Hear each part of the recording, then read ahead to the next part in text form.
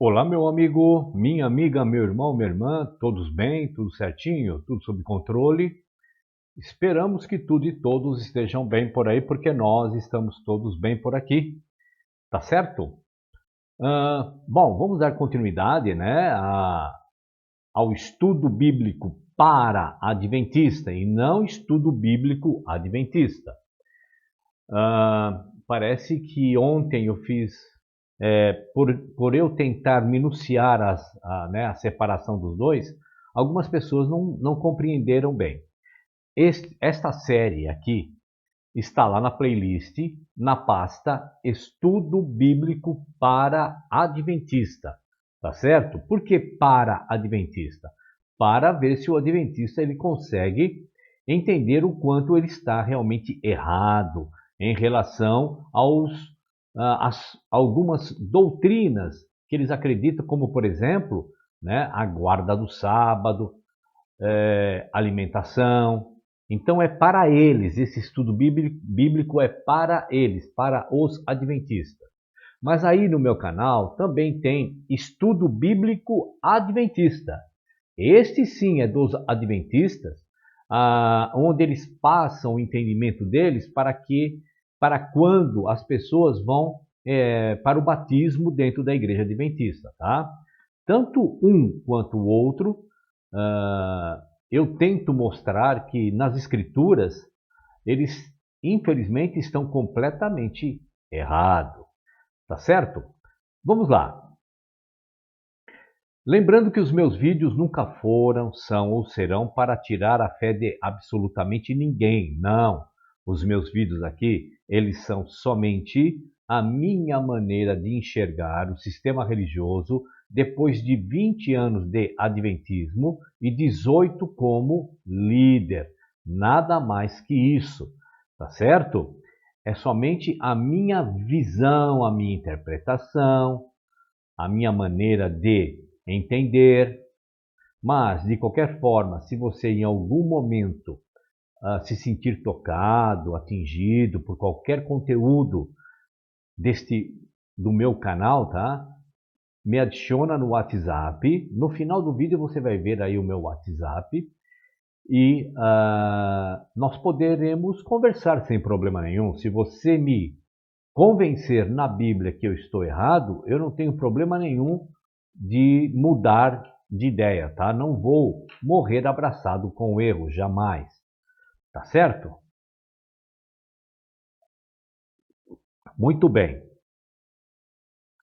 Lembrando, por gentileza, por favor, dá uma força aí para o canal, para mim, para eu ganhar dinheiro. Não vou ganhar dinheiro, porque você já sabe, você que já está sempre seguindo o meu canal, você já sabe que o meu canal não monetiza. O YouTube não me monetiza, não me paga um centavo de dólar ou de real para os meus conteúdos, tá bom? Então, dê o like, comenta, compartilha o vídeo com as pessoas, com os grupos que você tiver. E isso, se você estiver achando legal o conteúdo do meu canal, você dando like, compartilhando, comentando, se inscrevendo no canal, vai lá, ver se você está inscrito e se o sininho está ativado. Quando alguém fizer uma busca, a plataforma vai entender que, olha, esse canal ele tem bastante visualização, esse canal tem bastante like, esse canal tem bastante compartilhamento, comentário, então vai sugerir para as pessoas o canal quando eles fizerem uma busca, tá certo? Muito bem. Mais uma vez, então, fizemos a introdução do nosso aqui do nosso vídeo. E vamos lá. No capítulo anterior, meu irmão, minha irmã, meu amigo, minha amiga, vimos que a promessa da nova aliança é a vida eterna. Essa promessa é somente pela fé. Você já sabe disso, certo? Vimos também que o antigo sinal de entrada, a circuncisão, foi substituído por um novo sinal de entrada, o aprendizado do verdadeiro Evangelho do Cristo. Vimos ainda que existe um novo sinal repetitivo, o sangue de Cristo, ou seja, o sacrifício de Cristo que foi feito por toda a humanidade. Então, isso levanta a questão de como devemos encarar o sinal repetitivo, o sábado, lá da Antiga Aliança. O sinal da Antiga Aliança é necessário para os cristãos da Nova Aliança, além dos sinais da Nova Aliança? Felizmente, a Bíblia não é omissa sobre esse assunto. Os que estão inseridos no verdadeiro Evangelho do Cristo recebeu o ensino sobre esse assunto. E neste vídeo eu gostaria de dar uma olhada na passagem de Romanos que aborda a questão da observância dos dias santos, tá certo? O grupo de pessoas que agora se diziam seguidores de Cristo, que viviam lá em Roma, foi um grupo misto, constituído em parte de judeus que viviam em Roma e haviam aceitado Jesus como Messias, e em parte de romanos gentios que tinham aceitado também a mensagem de Cristo. Então, quando o apóstolo Paulo ele escreve aos romanos, ele vai fazer algumas orientações, algumas advertências, alguns lembretes para os judeus que saíram de Israel, estão morando em Roma, tanto quanto para romanos, que são chamados os gentios. Como você pode imaginar, havia algumas tensões, como por exemplo, o conflito de culturas diferentes e a transição da antiga aliança começando a dar lugar à nova aliança. Muitos seguidores do verdadeiro evangelho do Cristo, judeus, estavam ainda agarrados aos seus costumes de observar a velha aliança, guardando os sábados de festas anuais, os sábados de lua nova e o sábado semanal. Além disso, eles estavam se agarrando às leis alimentares da velha aliança. Os gentios, que não eram circuncidados, nunca tinham entrado na antiga aliança e não observavam dias santos ou leis alimentares. Não, essas diferenças foram dividindo o grupo de pessoas que se diziam seguidores do verdadeiro Evangelho de Cristo e eles precisavam de orientação sobre como essas diferenças devem ser tratadas. É neste clima que o apóstolo Paulo escreveu a carta aos Romanos. Agora, se os seguidores do verdadeiro Evangelho de Cristo, não judeus, ou seja, os nascidos em Roma, os chamados gentios, eram obrigados a observar todos os sábados, anual, mensal ou semanal, ou se eles eram obrigados a observar as leis alimentares. Este teria sido o momento perfeito para o apóstolo Paulo dizer que eles tinham que fazer isso. Houve, obviamente, um debate entre o grupo de pessoas que agora queriam ser seguidores do verdadeiro Evangelho de Cristo, e Paulo teve a oportunidade perfeita aqui para definir e registrar o caminho correto que todas as pessoas de todas as eras deveriam seguir. A direção inspirada de Paulo esclareceu a situação não só para os romanos, mas para todas as pessoas da nova aliança que viriam depois. Vamos ler Romanos capítulo 14, dos versos de 1 a 6. Vamos lá? Vamos ver aqui, vamos dar uma olhada para a gente meditar nessa carta aos Romanos, tá bom? Romanos capítulo 14, dos versos de 1 a 6. Vamos lá. Aceitem entre vocês quem é fraco na fé sem criticar as opiniões dessa pessoa. Por exemplo, algumas pessoas creem que podem comer de tudo, mas quem é fraco na fé come somente verduras e legumes. Quem come de tudo não deve desprezar quem não faz isso. E quem só come verduras e legumes não deve condenar quem come de tudo, pois Deus o aceitou. Quem é você para julgar o escravo de alguém? Se ele vai vencer ou fracassar, isso é da conta do dono dele.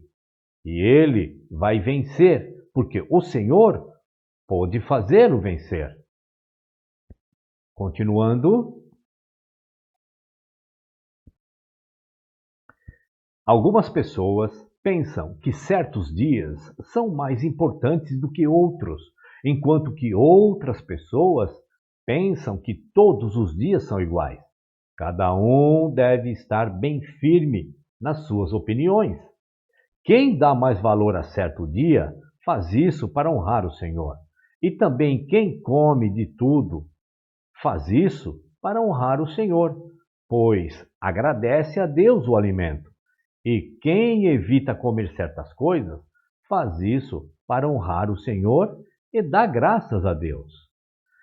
Paulo, meu irmão, minha irmã, meu amigo, minha amiga, poderia ter aproveitado esta oportunidade para dizer aos gentios que eles realmente eram obrigados a observar os sábados da antiga aliança, mas o apóstolo Paulo não o fez, porque isso não era verdade. Em vez disso, Paulo buscou a paz entre os judeus e não-judeus, dizendo que a observância de quaisquer dias santos é uma questão puramente pessoal, não uma obrigação. Se uma pessoa decide observar um determinado dia, então eles estão fazendo isso para o Senhor e que está tudo bem. Se uma pessoa decide encarar todos os dias como a mesma coisa, tudo bem também. Para as pessoas seguidores de Cristo e inseridos na nova aliança, a observância de dias é um assunto sem nenhuma importância, meu irmão, minha irmã, meu amigo, minha amiga. Não é uma questão de salvação. Não é uma questão de santificação. Não é uma questão de santidade. Não é uma questão de obediência. Não é também uma questão sobre verdade. Não há nenhum problema nisso. No mais, é uma escolha pessoal e nada mais. Paulo enfatiza que não devemos julgar os outros baseados em nossas próprias escolhas pessoais. Isto vale para os dois lados, tanto para judeus como não judeus, chamados de gentios. Você leu aí comigo agora. Os judeus não deveriam julgar os gentios por não observarem as leis alimentares e os dias santos. E os gentios não deviam julgar aqueles que eram mais fracos na fé, os seguidores de Cristo, judeus, por continuarem nas suas tradições e leis alimentares e observação de sábado. Perceba que esses que querem estar ainda debaixo da lei de Moisés, Paulo os chama do quê? De fracos na fé. Era preciso haver harmonia e unidade no grupo que agora queria estar submetido ao discipulado do Cristo, embora houvesse diferentes práticas. A única coisa que iria quebrar essa unidade é se alguém começasse a ensinar que essas tradições da antiga aliança fossem realmente necessárias para os seguidores do verdadeiro evangelho da nova aliança. Tal ensino requer uma resposta mais forte. Sendo assim, vamos ler agora na íntegra o capítulo 11, aqui de Romanos, e veremos como o apóstolo Paulo lidou com esse falso ensino. Vamos lá? E diz assim, vamos lá ao Romanos capítulo 11. Diz assim, vamos prestar bem atenção, eu vou ler devagar, tá certo? Como eu tenho o hábito quando eu estou fazendo o vídeo gravado, eu vou ler bem devagar, preste bem atenção no que Paulo está falando em relação a judeu, não judeu, guarda, né, das leis mosaicas, agora em Cristo, tá bom? E diz assim, vamos lá. Romanos capítulo 11, verso 1. Então, eu pergunto, será que Deus rejeitou o seu próprio povo? É claro que não. Eu mesmo sou israelita, descendente de Abraão e membro da tribo de Benjamim. Deus não rejeitou o seu povo que ele havia escolhido desde o princípio. Vocês sabem muito bem o que as Escrituras Sagradas dizem naquele trecho em que Elias acusa o povo de Israel diante de Deus. Elias diz assim: Senhor, eles mataram os teus profetas e destruíram os teus altares. Eu sou o único que sobrou e eles estão querendo me matar. O que foi que Deus disse a ele? Ele disse: Eu guardei para mim 7.000 homens que não adoraram o Deus Baal. A mesma coisa também acontece agora, isto é, por causa da graça de Deus, ainda existe um pequeno número daqueles que ele escolheu. Essa escolha se baseia na graça de Deus e não no que eles fizeram, porque se a escolha de Deus se baseasse no que as pessoas fazem, então a sua graça não seria a verdadeira graça. E isso quer dizer que não foi o povo de Israel que encontrou o que estava procurando. Quem encontrou foi apenas um pequeno grupo que Deus escolheu. Os outros não quiseram ouvir o chamado de Deus. Como dizem as Escrituras Sagradas, Deus endureceu o coração e a mente deles. Deu-lhes olhos que não pudessem ver e ouvidos que não podem ouvir até o dia de hoje. E Davi disse que nas suas festas eles sejam apanhados e enganados, que eles caiam e sejam castigados.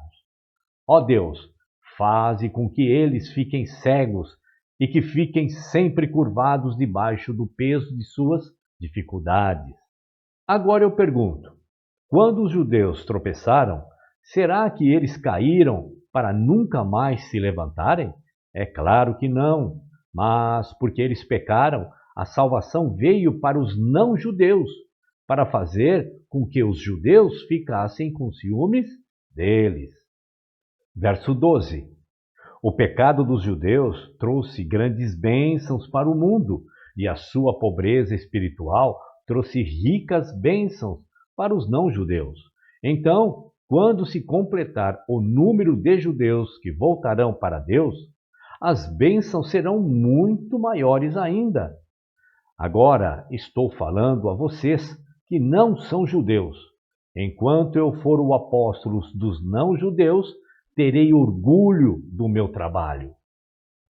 Talvez eu possa fazer com que os que são da minha própria raça fiquem com ciúmes e assim seja possível salvar alguns deles. Porque quando os judeus foram rejeitados, o resto do mundo se tornou amigo de Deus. O que acontecerá então quando eles forem aceitos? Os que estiverem mortos receberão a vida. Pois, se o primeiro pão assado depois da colheita é dedicado a Deus, isso quer dizer que todos os outros pães também são dedicados a Ele. E se as raízes de uma árvore são oferecidas a Deus, os galhos também são dele. Alguns galhos da oliveira cultivada foram quebrados, e um galho de oliveira brava foi enxertado nela. Pois vocês, os não-judeus, são como aquela oliveira brava, e agora tomam parte na força e na riqueza espiritual dos judeus. Portanto, vocês não devem desprezar os galhos que foram quebrados. Como é que vocês podem estar orgulhosos? Vocês são somente galhos. Não são vocês que sustentam a raiz. É a raiz que sustenta vocês. Porém, vocês dirão, sim, mas os galhos foram quebrados a fim de darem lugar para nós. Isso é verdade, mas lembrem que eles foram quebrados porque não creram. No entanto, vocês continuam na oliveira porque creem. E não tenham orgulho disso. Pelo contrário, tenham medo. Se Deus não deixou de castigar os judeus, que são como galhos naturais, vocês acham que ele vai deixar de castigar vocês? Vejam como Deus é bom e também é duro. Ele é duro para os que caíram e bom para vocês, se continuarem sempre confiando na bondade dele. Senão, vocês também serão cortados. E, se os judeus abandonarem a sua descrença, serão enxertados na oliveira cultivada, pois Deus pode enxertá-los de novo. Vocês, os não-judeus, são como aquele galho de oliveira brava que foi cortado e enxertado, contra a natureza, na oliveira cultivada. Os judeus são como essa oliveira cultivada. Portanto, para Deus, será muito mais fácil enxertar de novo na própria árvore deles esses galhos quebrados.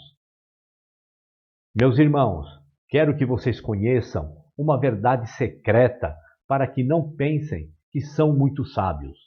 A verdade é esta: a teimosia do povo de Israel não durará para sempre, mas somente até que o número completo de não-judeus venha para Deus. É assim que todo o povo de Israel será salvo. Como dizem as Escrituras Sagradas, o Redentor virá de Sião e tirará toda a maldade dos descendentes de Jacó. Eu, o Senhor, farei esta aliança com eles quando tirar os seus pecados. Os judeus rejeitaram o Evangelho e por isso são inimigos de Deus, para o bem de vocês, os não-judeus. Mas, pela escolha de Deus, eles são amigos dele, por causa dos patriarcas. Porque Deus não muda de ideia a respeito de quem ele escolhe e abençoa. Mas, no passado, vocês, que não são judeus, desobedeceram a Deus. Porém, agora vocês receberam a misericórdia de Deus por causa da desobediência dos judeus. Assim, por causa da misericórdia que vocês receberam, os judeus agora desobedecem a Deus para que eles também possam receber agora a misericórdia dele. Pois Deus fez com que todos se tornassem prisioneiros da desobediência, a fim de mostrar misericórdia a todos. Como são grandes as riquezas de Deus, como são profundas o seu conhecimento e a sua sabedoria. Quem pode explicar as suas decisões? Quem pode entender os seus planos? Como dizem as Escrituras Sagradas. Quem pode conhecer a mente do Senhor? Quem é capaz de lhe dar conselhos? Quem já deu alguma coisa a Deus para receber dele algum pagamento? Pois todas as coisas foram criadas por ele, e tudo existe por meio dele e para ele. Glória a Deus para sempre. Amém. Meu irmão, minha irmã, meu amigo, minha amiga. Espero que vocês tenham entendido o que Paulo disse aqui, tá bom? Mas eu vou fazer um resuminho do que Paulo estava orientando os judeus que estavam lá em Roma e os não-judeus, tá certo? Então vocês viram aí anteriormente que eles estavam lá, um acusando o outro. Aí Paulo está dizendo o seguinte: olha, vocês que não são judeus, tá certo? Presta bem atenção. Sabe por que a misericórdia está alcançando vocês, não judeus? Por causa dos judeus a qual vocês estão criticando. Por causa do abandono e da rebeldia dos judeus, é que a graça e a misericórdia do Criador, através do Cristo, atinge vocês. Está entendendo? E para os judeus é a mesma coisa. Olha, vocês caíram, vocês estão fora. Agora, porque a misericórdia ultrapassou a linha de Israel e atingiu também os não-judeus, então agora vocês também têm a oportunidade de voltar a estar enxertado no Criador. Compreende o que Paulo está dizendo? Está dizendo o seguinte: vocês têm que parar, vocês aí, judeu e não judeu, com essa briguinha, com essa coisa tola. Porque aí ele vira para os não-judeus, os gentios, diz assim: olha, se Deus, para os que são natural do tronco, da raiz, que eram os judeus, que o Cristo era judeu, né? Era hebreu, o Criador arrancou aqueles galhos e agora colocou vocês ali enxertados. Se o Criador ele arrancou os que eram original do tronco, vocês acham realmente que ele não tiraria vocês? Tá certo? Então seria mais ou menos isso que o apóstolo Paulo estava advertindo, lembrando esses dois grupos. né? Um acusando o outro, olha, eu não guardo dia, festa, não, mas vocês têm que guardar dia. Então Paulo colocou um ponto final tentando trazer a harmonia entre os dois grupos para se tornarem um único grupo em Cristo. Lembrando que tudo isso era para dizer que tudo que era da lei mosaica ficou para trás. Lembra que Paulo disse: os fracos na fé, né, do verdadeiro evangelho do Cristo, da nova aliança, eram aqueles que ainda queriam estar debaixo dos rituais mosaicos. Tá bom? Então tá bom, meu irmão, minha irmã, meu amigo, minha amiga, né? Legal que vocês vieram até aqui. Um abraço a todos. Fiquem na paz. Até o próximo vídeo ou a próxima live. Até lá!